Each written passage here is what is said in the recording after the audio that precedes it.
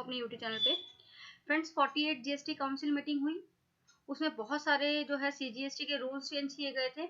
मैंने आपके साथ अर्लियर वीडियो में डिस्कस किया था एक रूल 88C। आज इस वीडियो में डिस्कस करने वाले हैं रूल नंबर 37A को इंसर्ट किया गया है। बहुत ही ये जो रूल है आपको रिस्ट्रिक्ट कर देगा कि आप आईटीसी नहीं अवेल कर पाएंगे। फ्रेंड्स ये रूल आने से आपको ध्यान रखना होगा, आप एज अ परचेजर जिससे भी आप परचेज ले रहे हैं, जिस भी सप्लायर से आप ले रहे हैं, वो जीएसटी में कंप्लायंस आपको जानना पड़ेगा कि वो प्रॉपर जीएसटी में कंप्लायंसेस करता है या नहीं करता। अगर नहीं करता होगा तो आप जो है आईटीसी अवेल नहीं कर पाएंगे, आपको आईटीसी रिवर्स करना पड़ेगा विद इंटरेस्ट के साथ। तो देखते हैं रूल क्या कहता है। ये रूल 37A इंसर्ट किया गया है। इसमें कहा गया है reversal of input tax credit in case of non-payment of tax by the supplier and re-availment thereof। यानी कि अगर आपके सप्लायर ने पेमेंट नहीं किया है, टैक्स पे नहीं किया है, तो आप आईटीसी नहीं ले पाएंगे। जब वो पे कर देगा तो आप उसको री अवेल कर सकते हैं। फ्रेंड्स जैसे हम समझते हैं, यहाँ पर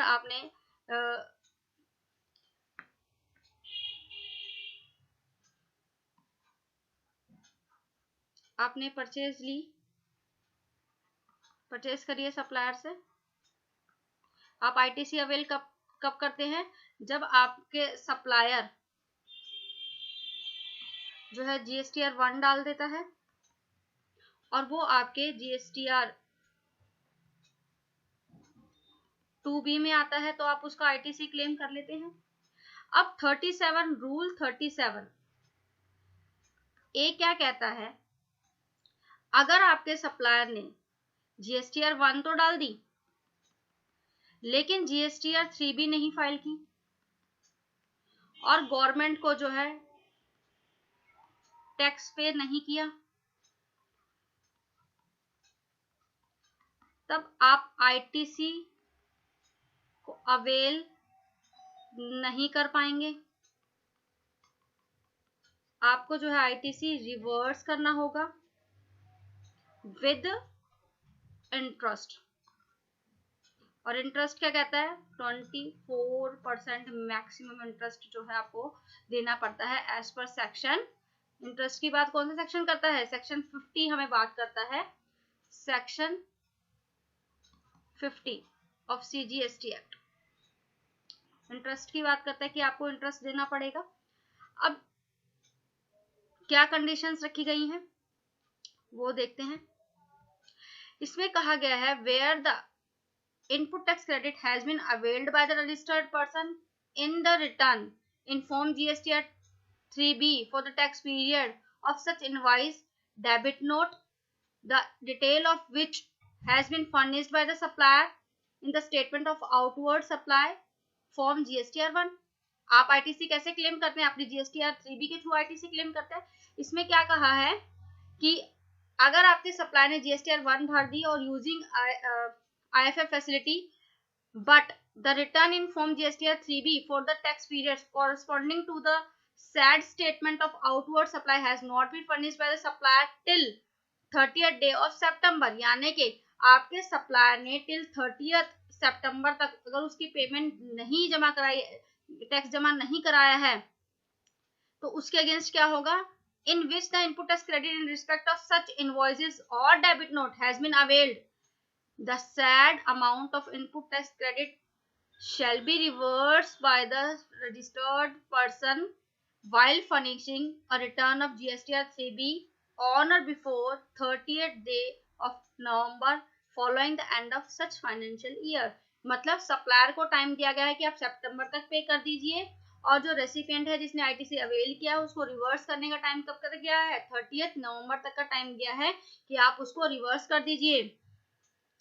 अगर रिवर्स नहीं करता है तो उस केस में क्या होगा? Provided that where the said amount of input tax credit is not reversed by the registered person in the return of form GSTR 3B on or before the 30th day of November following the end of the such financial year during which such input tax credit has been availed, such amount shall be payable by the said person along with interest thereon under section 50 में जो interest बताया गया है reverse करने का वो आपको देना पड़ेगा। आप आईटीसी इसके दूसरे प्रोविजो में क्या कहा गया है, provided further where the said supplier subsequently furnish the return in form GSTR 3B for the said tax period, the said registered person may be reavail the amount of such credit in the return of form GSTR 3B for the tax period. यानी कि government अब बहुत strict हो गई है। पहले कहा गया अगर आपने GSTR 1 डाल दी, GSTR 3B नहीं भरी है तो आप सब्सिक्वेंटली नेक्स्ट मंथ की जो है GSTR 1 फाइल नहीं कर पाएंगे। अब रूल 88C को लाया जिसमें कहा गया अगर आपकी टैक्स लायबिलिटी डिफरेंस है कि अगर आपने GSTR 1 में कुछ लायबिलिटीज दिखाई है, GSTR 3B में कुछ लायबिलिटी दिखाई है, तो आप उसको पहले क्लैरिफाई कीजिए, या तो DRC 03 से पे कीजिए या फिर उसको जस्टिफाई कीजिए कि रीजन क्या है, आपने क्यों यहाँ पे आपकी जो टैक्स लायबिलिटीज में डिफरेंस क्यों है। तो गवर्नमेंट बहुत सख्त हो गई है। अगर आप बिजनेस प्रॉपर करना चाहते हैं तो आप उन्हीं के साथ डील कीजिए जो GST में फुल्ली कंप्लायंस फाइल करते हैं, नहीं तो अननेसेसरी आपकी जो है कैपिटल ब्लॉक हो जाएगी, अननेसेसरी नोटिस आएंगे जिसमें आपको पैसा खराब करना पड़ेगा, प्रैक्टिशनर को देना पड़ेगा, आपके ऊपर एक अननेसेसरी बर्डन आ जाता है, मेंटली बंदा डिस्टर्ब हो जाता है। तो इसीलिए अब आप जिससे भी डील करते हैं, वेदर आप परचेजर है या आप सेलर हैं, तो आपको केयरफुली ही काम करना है, क्योंकि आप GSTR 1 नहीं फाइल करेंगे, GSTR 3 भी फाइल नहीं होगी, कोई डिफरेंस आ जाएंगे तो भी आपके ऊपर दिक्कत है।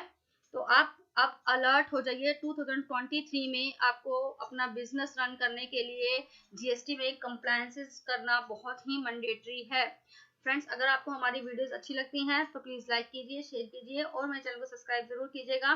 नेक्स्ट जो इसमें रूल्स जो चेंजेस आए हैं, मेरे जो चेंजेस आए हैं वो नेक्स्ट वीडियो में डिस्कस करूंगी। Thank you for watching.